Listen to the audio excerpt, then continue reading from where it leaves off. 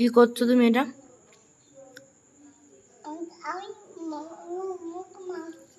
কি মুখে মাখছো? অত মুখে মেখো না, পিঁপড়ে হবে কিন্তু। তোমরা বুঝতে পারছো কি করছে? এখন রাত্রেবেলা আম কাটা হয়েছে, খাওয়া হবে বলে। রাত্রি এখন 10:30 বাজে। এখনও সে আমের আটিটাকে চটকে সারা মুখে মাখছে আর মাথায় আটা মেখেছে। আর এদিকে মানে আমি তো প্রথমে খেয়াল করিনি, আমার সামনে এসে বলছে, মা এই দেখো আমি কিরম সাবান মেখেছি, আমি কিরম হোলি খেলছি, আমার একটু ভিডিও করে সবার দেখাও।